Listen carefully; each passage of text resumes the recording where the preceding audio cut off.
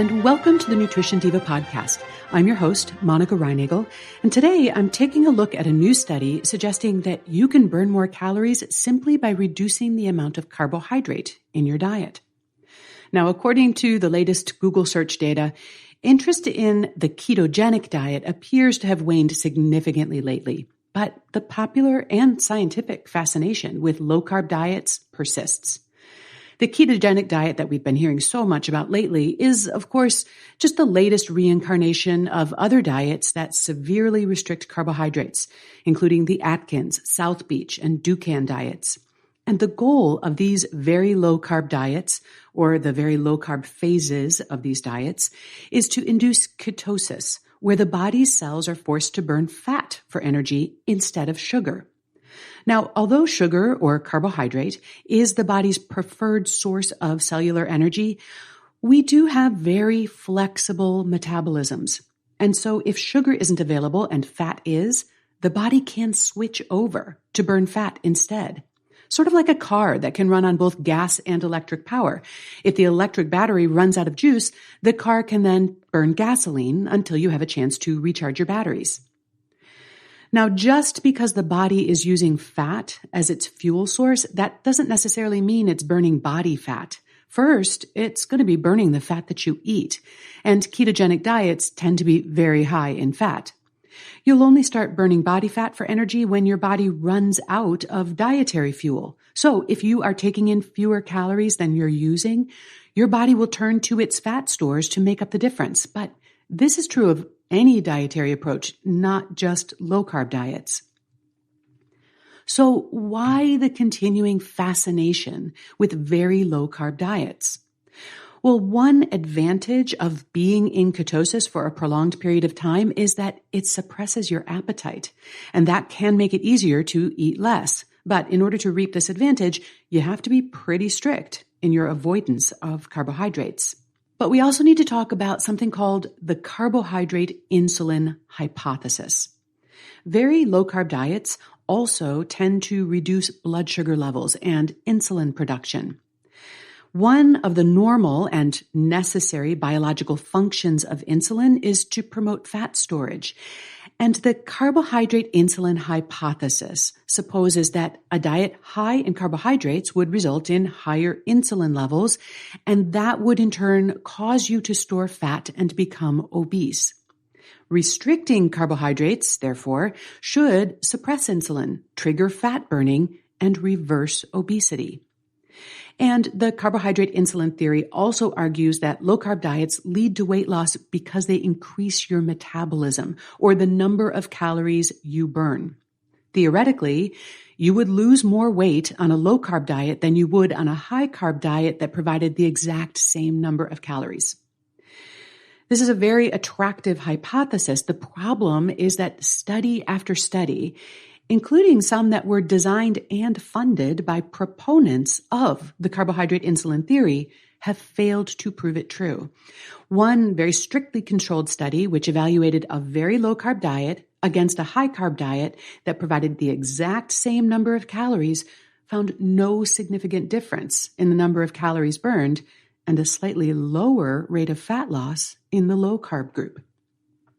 And that brings us to this latest study, which was a meta-analysis in which the results of 29 different studies were assessed to see whether low-carb diets increase resting energy expenditure. That's a measure of your basic metabolic rate.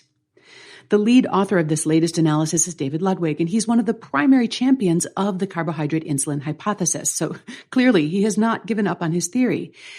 And the finding did support Ludwig's hypothesis. Lower carb diets did, in fact, speed up the metabolism. But before we get too excited about this, there are a few details that bear mentioning. Most of these 29 studies were just a few days long. Some weren't even an entire day long. They just compared the effects of a single meal.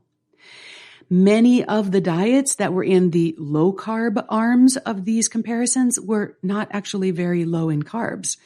And in many of the studies, the difference in carbohydrates between the two arms that they were comparing was actually quite small. Despite the headlines, this analysis doesn't add much to our understanding of the effects of low-carb diets on metabolism because most of the studies included weren't really low-carb diets or were just too short to actually be meaningful. But the researchers now conclude, based on their analysis, that for every 10% decrease in carbohydrate, and that's as a percentage of your total calorie intake, for every 10% decrease in carbohydrate, you can hope to burn an extra 14 calories a day. And if you keep that up for a couple of months, that number might increase to 50 calories per day. So, would reducing carbs cause you to burn more calories? Perhaps. Enough to turn the tide on obesity or even explain the obesity epidemic? Yeah, probably not.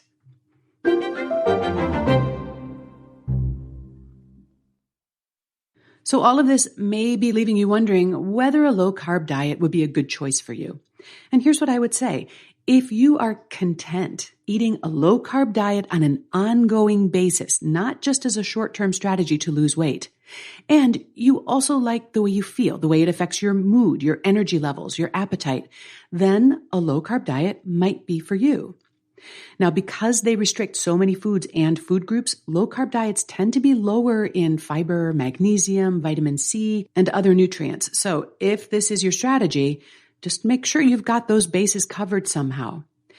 Low-carb diets on a prolonged basis can also increase inflammation markers, cholesterol, and other blood fat levels. So you want to keep an eye on those risk factors, especially if you're concerned about your heart health.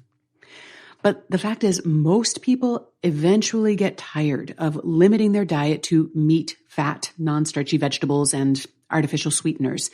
They'd like to be able to enjoy the occasional sandwich or plate of pasta or bowl of cereal, fruit salad, or ice cream cone.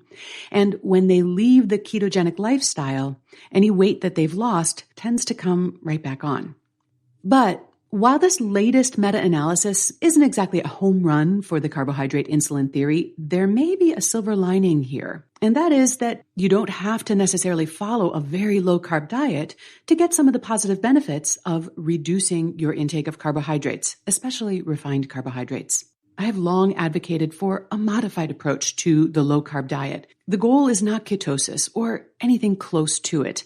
And I'm not suggesting that you need to avoid whole foods that contain carbohydrates, such as fruit, dairy products, potatoes, legumes, or whole grains. Rather, the goal would be to limit your intake of refined carbohydrates, things made with white flour and added sugars. These foods add very little to your diet nutritionally, and they are notoriously easy to overeat. And when we limit our intake of them, it tends to make more room for foods that are more nutritious and that also fill you up for fewer calories. That may not be quite as sexy as the carbohydrate insulin theory or metabolism boosting diets, but it is a proven approach to long-term health. You'll find a transcript for today's show along with links to the research that I discussed and several related episodes on carbohydrates and diets at nutritiondiva.quickanddirtytips.com. And if you have questions or comments about the podcast, you can send me an email at nutrition@quickanddirtytips.com or leave me a voicemail at 443-961-6206. And please be sure to check out my other podcast with Brock Armstrong, host of the Get Fit Guy podcast. It's called The Change Academy, and it's all about creating lasting behavior change.